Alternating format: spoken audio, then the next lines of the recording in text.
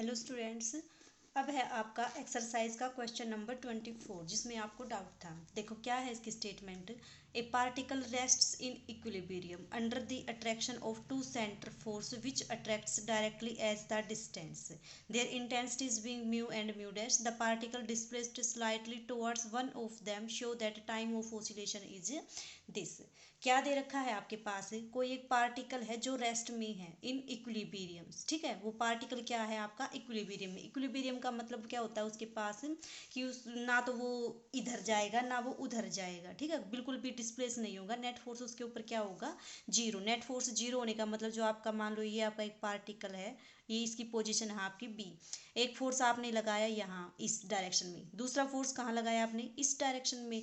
तो ये पार्टिकल आपका इक्विलिब्रियम में कब होगा, जब दोनों फोर्स क्या होंगे, सेम होंगे। ठीक है, और क्या दे दिया इसने, देखो which attracts directly as the distance. Distance के डायरेक्टली अट्रैक्शन होगी इसकी। कहने का मतलब जितना डिस्टेंस कम होगा उसी के अकॉर्डिंग उसकी क्या होगी, अट्रैक्शन। जैसे मान लो यहाँ से अगर ये आपका सेंटर ऑफ फोर्स है और एक सेंटर ऑफ फोर्स ये है, तो ये वाला डिस्टेंस ज़्यादा है, ये वाला डिस्टेंस क्या है आपका कम।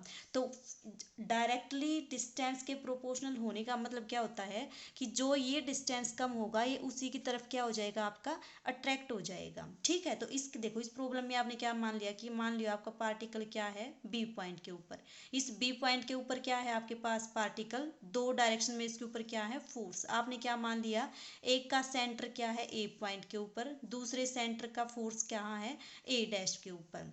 ये जो डिस्टेंस मान लिया आपने ए डैश, ये डिस्टेंस क्या मान लिया आपने ए। ठीक है, अब देखो नेट फोर्स इसके ऊपर क्या है, जीरो। ठीक है, फोर्स क्या होता है आपके पास, मास इनटू एक्सेलरेशन। यही तो होता है, मास इनटू एक्सेलरेशन क्या होता है आपके पास, फोर्स।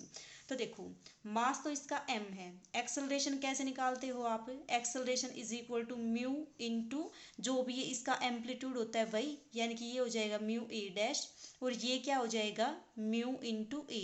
इसको डैश में लेते हो तो इसकी इंटेंसिटीज देखो, म्यू और म्यू डैश दे रखी है, इसकी इंटेंसिटी म्यू मान लो, इसकी म्यू डैश। तो क्या आ जाएगा आपके पास, यहाँ पे जो फोर्स लगेगा वो तो क्या आ जाएगा, मास इंटू एक्सेलरेशन। एक्सेलरेशन का मतलब म्यू डैश इंटू ए डैश, और ये क्या आ जाएगा आपके पास, मास इंटू एक्सेलरेशन। एक्सेलरेशन कितना आ जाएगा आपका, म्यू इंटू ए।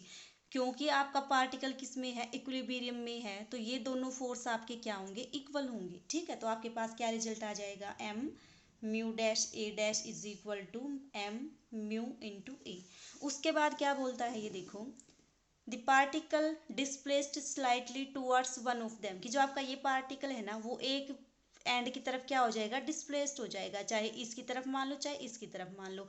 आपने मान लिया जो आपकी ये बी पॉइंट के ऊपर पार्टिकल था वो डिस्प्लेस होके कहाँ चला गया आपका, इस पॉइंट पी के ऊपर आ गया।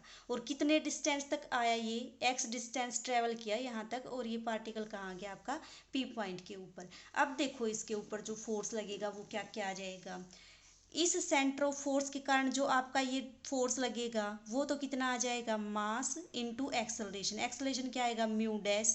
अब देखो जो आपका ये डिस्टेंस था ये कितना हो जाएगा, ए डैश प्लस एक्स, ए डैश प्लस एक्स। और इस सेंटर ऑफ फोर्स के कारण जो आपका फोर्स लगेगा वो क्या लगेगा आपके पास, ये डिस्टेंस ए था, एक्स ये गया, तो ये कितना बच जाएगा आपका ए माइनस एक्स। तो कितना आ जाएगा आपके पास, ये एम म्यू ए माइनस एक्स। ठीक है, अब देखो आपके पास क्या होता है, जो सेंट इक्वेशन ऑफ मोशन होती है आपके पास वो क्या होती है, F is equal to M A. Force क्या है और ये क्या है आपके पास, देखो आपका जो पार्टिकल है जब डिस्प्लेस हुआ, कितना डिस्प्लेस हुआ, एक्स। ठीक है, तो अगर एक्स डिस्प्लेसमेंट है तो इसके ऊपर फोर्स कितना लगेगा, एक्स डिस्प्लेसमेंट की वजह से, मास इनटू एक्सेलरेशन। एक्सेलरेशन क्या होता है, rate of change of velocity, और rate of change of velocity क्या होती है, rate of change of displacement. तो एक्सेलरेशन कितना आ जाएगा, d two x by d t square. ठीक है, ये तो आपका क्या आ गया नेट, ये तो आपका आ गया मास इनटू एक्सेलरेशन। ठीक है, अब देखो इस पार्टिकल के ऊपर जो नेट फोर्स लगेगा वो क्या हो जाएगा, एक फोर्स तो इस डायरेक्शन में है, दूसरा फोर्स इस डायरेक्शन में है, क्योंकि ये आपका सेंटर वो फोर्स जो है इस पार्टिकल के नज़दीक है तो ये इसको ज़्यादा अपनी तरफ अट्रैक्ट करेगा इसके कंपैरिजन में।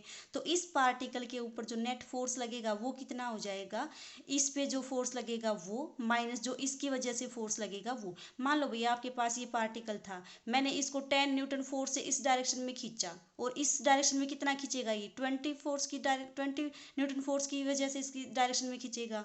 तो देखो जो नेट फोर्स होगा वो क्या होगा, ये 10 तो यहाँ 10 बैलेंस हो जाएगा, बचेगा कितना 10 न्यूटन फोर्स इसने ज़्यादा लगाया तभी तो ये इधर की तरफ डिस्प्लेस हो जाएगा।